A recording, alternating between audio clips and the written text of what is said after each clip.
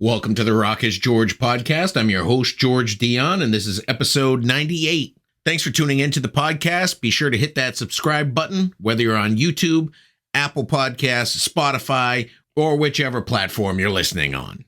Be sure to check us out at the loudest.com on the planet, KNAC.com. My guest for this episode is vocalist JON RICCI of the modern rock act Lansdowne. They have a new album coming out. They're first on a major label. It's called Medicine.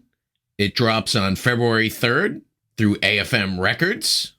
The album is a combination of older material, which actually may be new to a lot of you, and newer material. And here's JON RICCI, vocalist of Lansdowne, to tell you all about it. If I knew absolutely nothing about Lansdowne, how would you describe the band's music to me? Yeah, I'd say it's mainstream, heavier side for sure. So, like, if you're looking for people that we often get compared to, it's like a Bad Wolves or a Five Finger, a little bit of Nickelback in there. So, certainly radio friendly, but really fun live. You're getting set to release your latest album, Medicine, on February 3rd through AFM Records. This is more of a compilation of older material meets newer material. Yeah, so they picked out a bunch of songs they liked, and they grabbed some of the newer ones too. So it feels like a compilation for us. I think for Europe, it's going to feel brand new. Part of signing with AFM was they're really well aligned with a lot of our goals, which frankly revolve around touring. And we just seem to have a very good response on Spotify from those European markets. So this really is kind of like an introduction of us to like that broader market. Are you staying strict with the European markets? Or are you still going to kind of hit the US where you can? No, we're not staying strict. I think we're going to prioritize it simply because that's where our labels relationships are. That's where we're seeing like the most response. I mean, America still definitely responds well, but it's easier to hit a lot of markets on a 2-week run over there just because the markets aren't so spread out. I think our biggest markets in the US are Chicago, Dallas, Atlanta, and Minneapolis. And we have no idea why. Like, we haven't been there in a little bit. So we're always kind of curious. So I think in terms of hitting US markets, we'll wait until we're on a larger tour to do that as support. Whereas for Europe, I think there's going to be a more intentional approach with the strategy. Let's talk a little bit about the songs that you've released ahead of the album. Let's talk about Medicine. This is kind of your take on the woke bullshit, I guess, that goes on in the world today. So much fucking whining on the internet. Like, I don't understand. I mean, I guess I understand why there's so much negativity because everybody has a forum now and it largely goes unchecked, right? Like, your truth is whatever your truth is. I don't understand when people say, that's my truth. It's like, I didn't really realize there were many different truths, but I think coming out of the pandemic and just seeing a lot of the bullshit, we were thinking we should say something about this and we should do it in a way that's productive. I mean, we try not to be negative. I think if you hear our music, even the darker stuff is introspective. And for this one, it's like these voices kind of need to come together, collectively shut the fuck up, and then start listening a little bit more. It's just a lot of noise, man. I actually found a review of your first album, and somebody was looking back on it with a modern eye. At first, they said there was like when they were younger, they loved this album, it was great, and then when they listen to it now, they're like, well, I don't really like their take on women's perspectives and stuff like that. Instead of trying to take it for what it was back then, they're looking at it today's eye. Dude, that's part of like what Medicine's about. So let's take like One Shot, for example, and Watch Me Burn. I think those are probably the songs, and Up All Night, for example. I think those are probably the songs that they're talking about. If you look at those lyrics, those are all about the woman being a savage. It has nothing to do with like the guy taking advantage of anybody. And if you look at the music videos for those songs, like Watch Me Burn, the women are just like robbing the dudes and they left Josh in a trunk and ran off. And like One Shot, the main female character kicks a guy's ass. Like, so it's hard for us to do anything but kind of just shrug it off because we know who we are. We're all in healthy relationships with women, and like everybody that's ever met us knows we're respectful. Like that is for sure. So um just because the times change doesn't mean there has to be this kind of like woke lens on it. Like go watch the music videos, listen to the lyrics. Like that's all about empowerment. Absolutely. Talk a little bit about Halo. What's the story behind that song?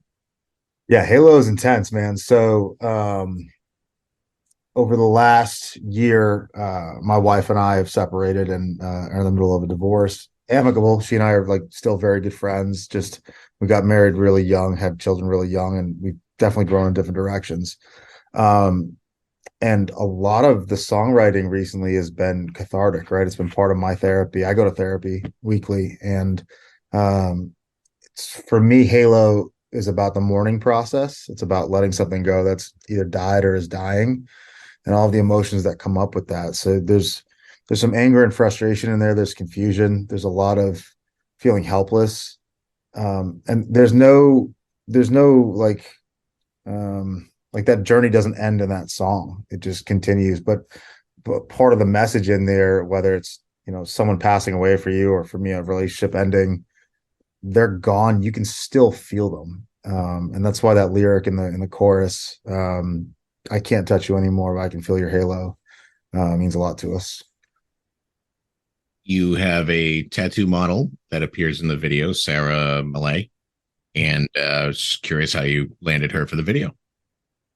Above my pay grade, man. I don't know. Like I showed up and she was there with wings and blood and shit. And like I was like, oh, this is pretty awesome. So no, she did a really good job. I thought that Jim shot her really well. And I don't know. We always seem to come up. I don't know who does all the sourcing, but like there's always really interesting female characters in the videos. And I thought she did a really good job of bridging the gap between like, wow, this is a little almost violent and this is kind of devastating, right? So I thought she did a great job. You guys put a lot of work into your music videos. I was looking at all your videos; they all professionally shot. You take a lot of time to kind of get the energy of the song captured in the video.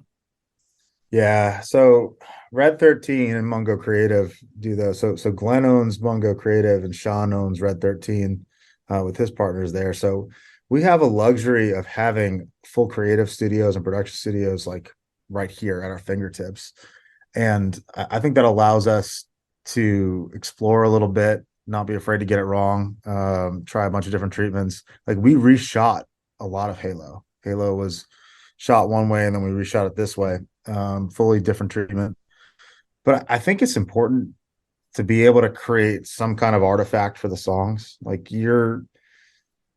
some people learn visually and you know, by hearing, but I think people consume differently too. So that song might hit them differently once they see that video. And even for us, like for me, the song hits differently once I see the video because, you know, we see the pieces. I don't see the edits. I just hear, John, I need another take of this, John, do that, whatever. And it must be similar to how people make movies. You see it all together, like, oh shit, like that's pretty cool. So yeah, I think we get lucky in that regard. A lot of really smart, talented people working with us.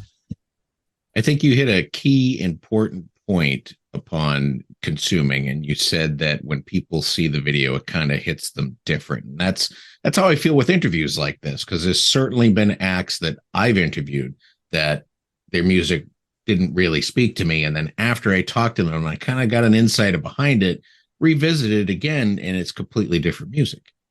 That's really interesting. I get that for sure. I'm trying to think if that's ever happened to me, but it is, well, for you, it must be so different, right? Because you're consuming it both professionally and personally. And I'm sure like you're coming up with questions, but you're also trying to just enjoy the song. And then you have this third element of here's this dude or this woman sitting here talking to you. That's pretty cool. Yeah. But I think it's important for other people to hear what you, the artist, has to say, because they may have just heard one song and been like, eh. But if they check out interviews and listen to how passionate you are about it and what your state of mind was when you wrote it, I think they'll see it in a different way. I totally agree with you. I mean, Halo, for example, right? Like if you're not in my personal life, you don't necessarily know what's going on day to day or where that song came from. That was a very painful song to write, but um, I think that we try to make sure that the songs are accessible. Like I don't ever, so for example, Filthy. I have uh like a story in mind for Filthy, but that song ended up being about addiction in general, and people are going to take it in different ways. Like everybody's addicted to something. And it is interesting for me, like hearing from fans their interpretation of certain songs, because there are interpretations that like were unintended and I had no idea. I was like, oh shit, I could see that. That's cool. And I never correct them. I'm like, that is what that song is about for sure. You got it.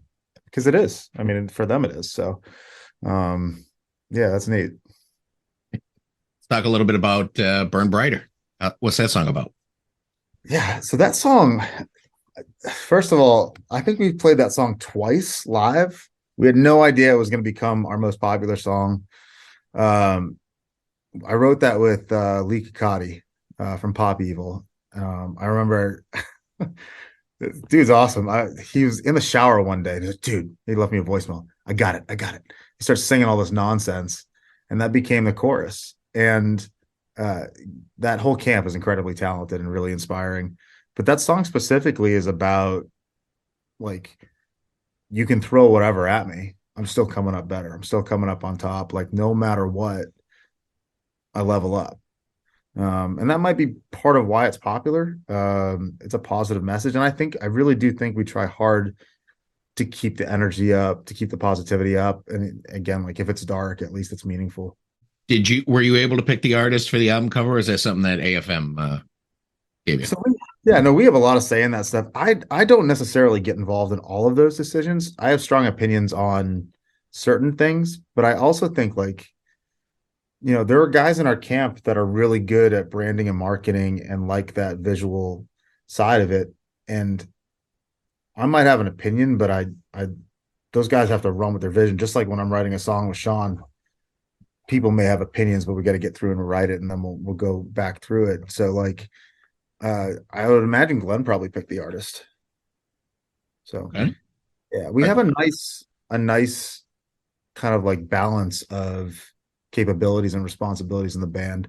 Like there's overlap everywhere, but where Glenn really shines is on that branding vision piece, on the marketing, and Sean is just an incredible producer, and like he and I will write together, and and then you've got Mike and Josh who are just such great teammates. So it's a really good balance. Are they mainly the guys that are part of Red 13 Studios in Framingham, or do you have some type of involvement beyond being an artist? Yeah, so Sean is our main guy at Red 13. He's one of the owners there. Um, I am there a lot. It's actually minutes from my house, which is really nice. The commute is sweet. But I mainly focus on the production and the songwriting side with Sean.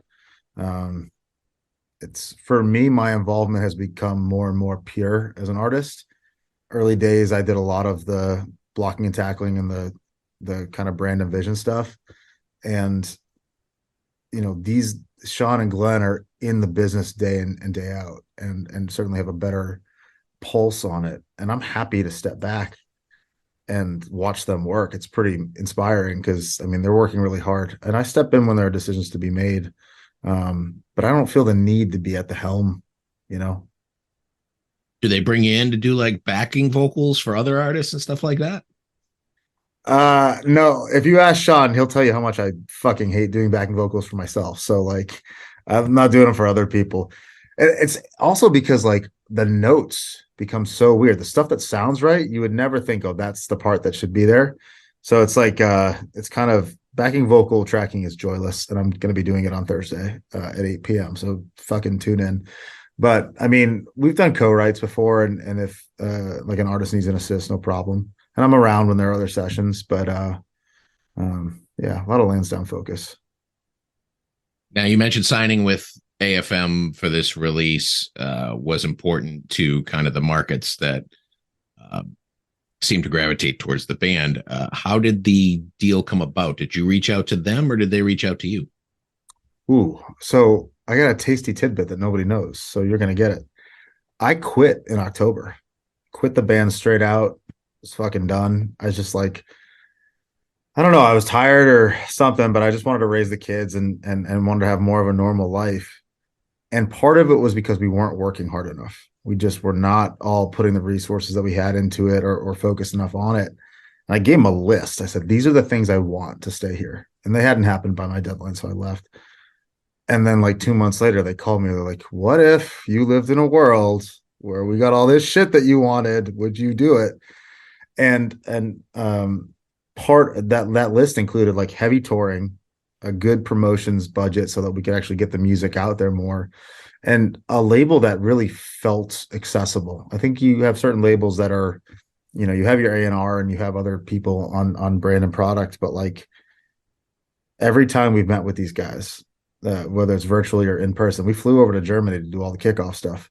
They're wonderful, very family like. We'll be seeing them a couple weeks at the Grammys, and it's like, I don't know, it's just a really good fit.